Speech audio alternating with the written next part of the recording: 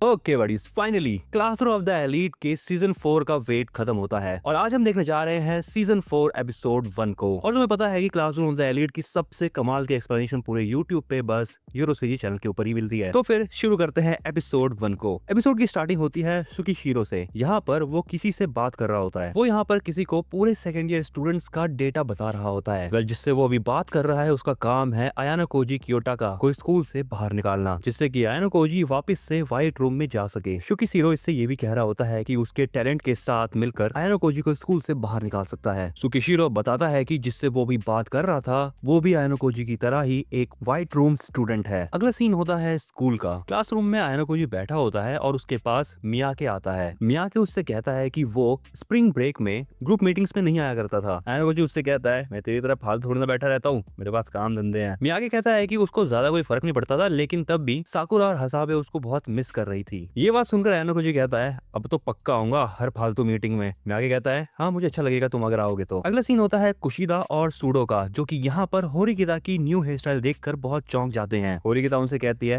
अबे मैंने बाल ही तो कटवाए हैं। सूडो कहता है कि उसको उम्मीद नहीं थी कि होरिकिता अपने बाल कटवाएगी, लेकिन अभी जो उसकी हेयर स्टाइल है वो काफी अच्छी लग रही है उसके ऊपर। कुशिदा भी कहती है कि हाँ ये बात सच है। अब वो होरिकिता से पूछते हैं कि आखिर उसने अपने बाल क्यों कटवाए। होरिकिता उनसे कहती है कि उसका बाल कटाना ये शो करता है कि वो अपने क्लास डी की रैंकिंग को बढ़ाएगी। मैं बड़ी तुमको पहली बता देता हूँ कि ये लोग सेकंड ईयर में आ चुके हैं। ये बात सुनकर कुशिदा कहती है, अगर ऐसी बात है तो मैं भी अपने बाल अब लंबे करूंगी। थोड़ी देर बाद यहाँ पर साई भी आती है। साई यहाँ पर आते ही इन सभी बच्चों से कहती है कि उनको स्कूल की बनाई हुई एक न्यू ऐप इंस्टॉल करनी पड़ेगी। ऐप का नाम है ओवरऑल एबिलिटी। उस ऐप का शॉर्ट फॉर्म है OAA। इस ऐप का यूज सारे स्टूडेंट्स करने वाले हैं और इस ऐप का यूज करके स्टूडेंट्स को बहुत सारे रिसोर्सेज मिलेंगे। इस ऐप में इन सारे स्टूडेंट्स का डेटा भी रहेगा। इस ऐप के अंदर इन सभी स्टूडेंट्स की पर्सनल रैंकिंग भी होगी और ये जो रैंकिंग है ये डिसाइड होगी इन सभी स्टूडेंट्स के फर्स्ट ईयर के परफॉर्मेंस के ऊपर। ये जो सवाल होता है वो ईके पूछता है मैडम से। मैडम कहती है, अबे चोमू अब तो तुझे समझ आ गया होगा कि मैंने क्या कहा। सूडो देखता है कि उसकी रैंक है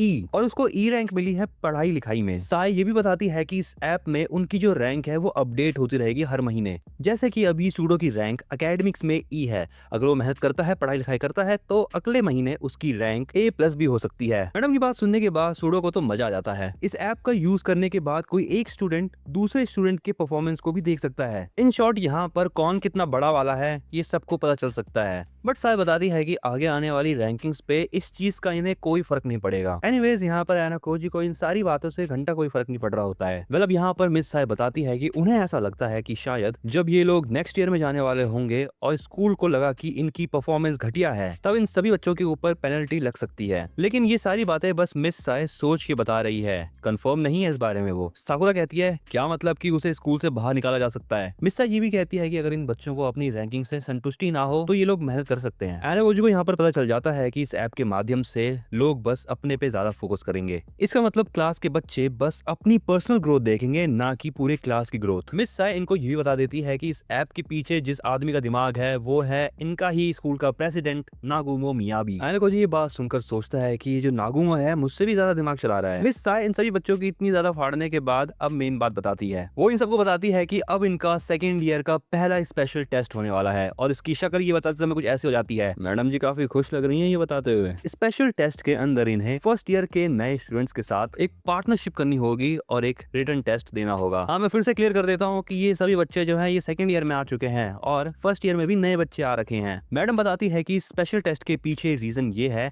कि स्कूल चाहता है कि इन सभी बच्चों के बीच में कम्युनिकेशन स्किल्स अच्छे से डेवलप हो, क्योंकि ये लोग जब इस स्कूल से ग्रेजुएट हो जाएंगे तब इन्हें बहुत सारे नए लोगों से डील करना होगा। अगर इन सभी स्टूडेंट्स की कम्युनिकेशन स्किल अच्छी होगी तो ये लोग बाकियों से आराम से बात कर सकेंगे। अब मैडम बताती है कि जो इनका स्पेशल टेस्ट है वो 2 हफ्ते बाद होगा, लेकिन अब ये बात इनके ऊपर है कि ये फर्स्ट ईयर में से किस स्टूडेंट को अपना पार्टनर बनाएंगे। और ये सोच रही होती है कि उसका फर्स्ट ईयर के साथ इंटरेक्शन थोड़ा सा मुश्किल हो सकता है। ये जो स्पेशल टेस्ट होने वाला है उसमें 5 सब्जेक्ट्स होंगे और हर सब्जेक्ट के लिए इन्हें 100 पॉइंट मिलेंगे, यानी टोटल 500 पॉइंट्स का टेस्ट होने वाला है। इन सभी को मैम ये भी बताती है कि इनको एक्स्ट्रा पॉइंट्स भी मिलेंगे अगर ये लोग अच्छा परफॉर्म करते हैं। तो सूडो को लग रहा होता है कि अगर वो फेल हो गया तो तो उसे स्कूल से बाहर निकाल दिया जाएगा। पार्टनरशिप दो स्टूडेंट्स की सहमति से होगी और अगर एक बार पार्टनर चुन लिया तो उसे मतलब उसे छोड़ नहीं सकते। और अभी तक इन सारे स्टूडेंट्स ने ये बात अनुमान लगा ली होगी कि जिस स्टूडेंट की सबसे अच्छी रैंकिंग होगी वो हाई डिमांड में रहेंगे। अब हिराता पूछता है कि उन स्टूडेंट्स का क्या जो कि अपना पार्टनर नहीं ढूंढ पाएंगे टेस्ट से पहले। मैडम कहती है कि जो स्टूडेंट्स अपने पार्टनर को नहीं चुन पाएंगे उनको रैंडमली किसी के साथ भी पकड़ा दिया जाएगा, लेकिन ऐसे स्टूडेंट्स की भून फाड़ने के लिए 5% पेनल्टी भी लगेगी उनके ऊपर। अब फाइनली यहाँ पर आ जाती है कारवीजावा। मैं इसी का वेट कर रहा था, सही बताऊं तो। वो कहती है कि अगर वो पार्टनर नहीं ढूंढ पाई तो उसकी हालत खराब हो जाएगी। यहाँ पे सूडो का रिएक्शन देखने वाला है, जैसे कि इसकी थोड़ी थोड़ी फटने लगी है। अगले सीन में इन स्टूडेंट्स की मीटिंग चल रही होती है। ईके पूछता है, हिराता भाई अब क्या करना होगा हमको, क्योंकि यामाउची की तरह उसको स्कूल से बाहर नहीं निकलना। हिराता यहाँ पर कहता है उन्हें एक अच्छा प्लान बनाना पड़ेगा। अब होरिकिता भी कहती है कि जल्दबाजी करने की कोई जरूरत नहीं है। वो ये भी बताती है कि दो पार्टनर्स को कंबाइन करके मिनिमम 500 पॉइंट्स होने चाहिए, यानी कोई ई रैंक वाला स्टूडेंट बी रैंक वाले स्टूडेंट के साथ मिलके आराम से इस टेस्ट को पास कर सकता है। हिराता जो है वो होरिकिता की बात का समर्थन करता है। वो आश्वासन देता है कि वो सारे मिलकर इस टेस्ट को पास कर लेंगे बाकी टेस्ट की तरह। होरिकिता कहती है कि सबसे इंपॉर्टेंट काम अभी ये है कि उन्हें अपने पार्टनर को चूज करते टाइम बहुत सोचना होगा। और वो ये भी कहती है बाकी स्टूडेंट्स से कि अगर उन्हें कोई प्रॉब्लम आए तो वो या फिर होरिकिता से बात करे या फिर हिराता से। आयनोकोजी यहाँ पर बैठे बैठे सोच रहा होता है इनकी बहन का टेस्ट। वो यहाँ पर अपने ऐप को देख रहा होता है और उसे यहाँ पर कुछ चीजें पता चलती है। अगर कोई भी स्टूडेंट अपनी रैंक को जानबूझकर कम करता है तो उसे फॉरेन स्कूल से बाहर निकाल दिया जाएगा। वो ये भी दिमाग लगाता है कि अगर उसकी पेयरिंग गलती से किसी व्हाइट रूम स्टूडेंट के साथ हो गई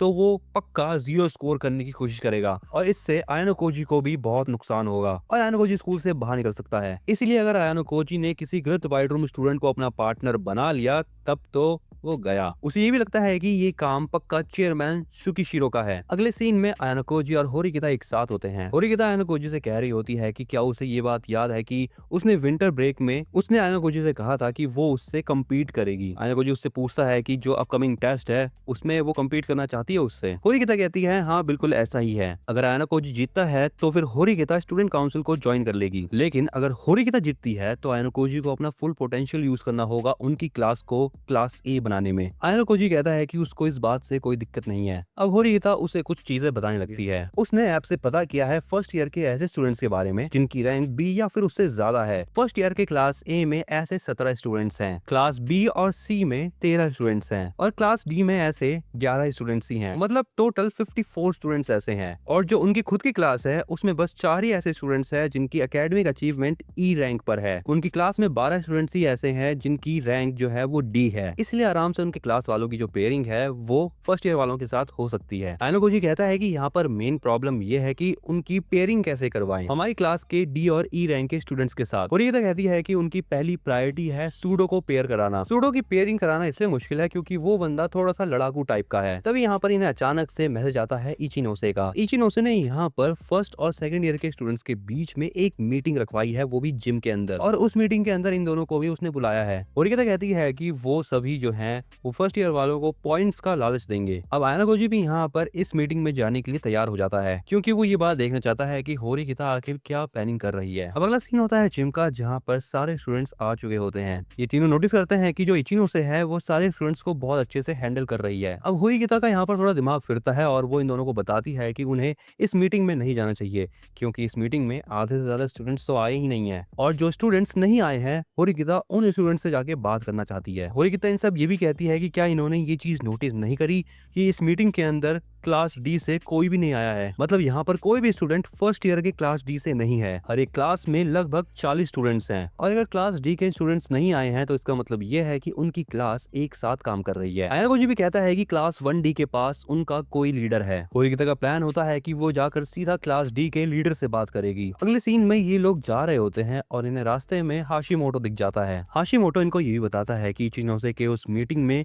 सेकेंड ईयर के क्लास ए से कोई भी स्टूडेंट नहीं गया। होरिकिता हाशिमोटो से पूछती है कि उनके क्लास वाले स्मार्ट स्टूडेंट्स को कैसे अपनी तरफ लाएंगे। हाशिमोटो बताता है कि सकायानागी के ऊपर ये बात डिपेंड करती है, वो तो बस उसका एक चमचा है और कुछ नहीं। ये बात कहने के बाद हाशिमोटो यहाँ से निकल लेता है। अगले सीन में ये लोग गैलरी से जा रहे होते हैं लेकिन तभी इनको रास्ते में रुएन मिल जाता है। रुएन इनको बताता है कि क्लास के सबसे खच्चर बच्चे जाएंगे इचिनोसे के मीटिंग में, इसीलिए रुएन इचिनोसे की मीटिंग में नहीं गया। रुएन का प्लान होता है कि वो फर्स्ट ईयर के स्टूडेंट्स को धमकी देकर अपने साइड लेगा क्योंकि रूल में ये बात मेंशन नहीं है कि कोई किसी को धमका कर अपनी साइड ना ले सके। होरिकिता बताती है कि अगर रोएन की इस हरकत के बारे में किसी ने शिकायत कर दी ना तो रोएन की तो भुंड फट जाएगी। लेकिन रोएन भी ढीठ है, वो कहता है कि वो ऐसा कोई भी काम नहीं करेगा जिससे कि वो पकड़ा जाए। यहाँ से जाने से पहले रोएन इन तीनों को एक जानकारी देता है। वो इन तीनों से कहता है कि फर्स्ट ईयर स्टूडेंट्स के बच्चों को पता है कि ये स्कूल कैसे काम करता है। अब होरिकिता को ये लग रहा होता है कि फर्स्ट ईयर स्टूडेंट्स वाले बच्चों को अपनी साइड करने में उसे काफी दिक्कत होगी। अब जैसे ही ये सभी लोग फर्स्ट ईयर के क्लास डी में जाते हैं, वो क्लास पूरी खाली मिलती है इन्हें। अगले दिन आयनागोजी अपने फोन के ऐप पर देखता है कि टोटल 22 पेयर्स अभी तक बनाए जा चुके हैं। तभी यहाँ पर एक स्टूडेंट भागते हुए आता है और वो अपनी पूरी क्लास को बताता है चिल्लाते हुए कि कुछ फर्स्ट ईयर के बच्चे उन्हीं की क्लास की तरफ आ रहे हैं। वेल, ये दोनों स्टूडेंट्स जो हैं ये फर्स्ट ईयर से होते हैं जो कि इनकी क्लास की तरफ जा रहे होते हैं। इस लड़की का नाम है सुबासा और ये क्लास 1D से है और ये है उसी का क्लासमेट होसेन। होरिकिता इन दोनों से कहती है कि फर्स्ट ईयर के स्टूडेंट बिना इनविटेशन के अपने सीनियर से मिलने नहीं आ सकते। लेकिन होसेन यहाँ पे थोड़ा सा लड़ाई के मूड में होता है, लेकिन ये जानता नहीं है कि सूडो इससे ज्यादा लड़ाई के मूड में रहता है। इसलिए अब यहाँ पे इन दोनों की बहस हो जाती है। सुबासा होसेन को बताती है कि ये है सूडो और इसकी जो एकेडमिक रैंक है वो E+ है, मतलब ये गधा है क्लास का। होसेन भी सेम यही कहता है, तुम तो क्लास के गधे हो। होसेन यहाँ पर इनके पूरे क्लास की ही बेइज्जती कर रहा होता है। वो कहता है कि इनकी पूरी क्लास बेवकूफों से भरी हुई है और किसी भी काम की नहीं है। इसीलिए होसेन को लगा कि उसे इन लोगों की मदद करनी चाहिए। होरिकिता कहती है, तो तुम लोग हमसे पार्टनरशिप करना चाहते हो। होसेन बहुत बदतमीजी से कहता है, इनकी क्लास वालों को झुकना होगा इनके सामने ताकि ये फर्स्ट ईयर वाले इनके साथ पेयर अप कर सके। सूडो होसेन की बात सुनकर गुस्सा हो जाता है, लेकिन होरिकिता उसको शांत रहने के लिए कहती है। बट मैं तुम्हें एक बात बता देता हूँ, आयनाकोजी की जो क्लास है वो फिलहाल क्लास D में है। होसेन इन लोगों से ये भी कहता है कि उनकी मर्जी है कि वो लोग इनके स्कोर को डाउन भी करा सकते हैं। सूडो उससे कहता है कि क्या वो थोड़ा सा बेवकूफ है, ऐसा करने से उसे स्कूल से बाहर निकाल दिया जाएगा। होसेन को ये भी पता है कि जो सेकंड ईयर के स्टूडेंट्स हैं उन्हें ही स्कूल से बाहर निकाला जाएगा, ना कि फर्स्ट ईयर स्टूडेंट्स को। बट होरिकिता होसेन से कहती है, अगर तुम ऐसा करोगे तो तुम्हारे जो पर्सनल पॉइंट्स है उनमें नुकसान होगा तुम्हें। होसेन कहता है कि इस चीज से उसे बिल्कुल भी फर्क नहीं पड़ता। सुबासा को भी इस बात से कोई फर्क नहीं पड़ रहा होता है। होसेन की बात सुनने के बाद अब सूडो होसेन की पिटाई करने वाला होता है, लेकिन होरिकिता सूडो को रुकने के लिए कहती है क्योंकि स्कूल के कैमरास हर जगह पर है। सूडो तो रुक जाता है, लेकिन होसेन यहाँ पे हाथ मार के सूडो को नीचे गिरा देता है। अब सूडो यहाँ पे कुटाई करने वाला होता है होसेन की, लेकिन तभी यहाँ पे उसे रोकने के लिए इशिज़ाकी आ जाता है। इशिज़ाकी होसेन से कहता है कि वो अपनी बकवास करना बंद कर दे। और अब यहाँ पे रुएन भी आ जाता है इबुकी के साथ। वो यहाँ पे इशिज़ाकी को लड़ाई करने से मना करता है। रुएन को पता है कि होसेन कौन है। होसेन को भी रुएन के बारे में सब पता होता है। ये दोनों भी यहाँ पे एक दूसरे से लड़ने की फिराक में ही होते हैं। बट रुएन यहाँ पे थोड़ा सा शांत हो जाता है और उसे पता है कि लड़ाई झगड़े में कुछ नहीं रखा। रुएन अब यहाँ पे बिना फाइट करे हुए जा रहा होता है। होसेन उसको रोकने की कोशिश करता है, लेकिन वो रुकता नहीं है। इसीलिए अब होसेन जो है वो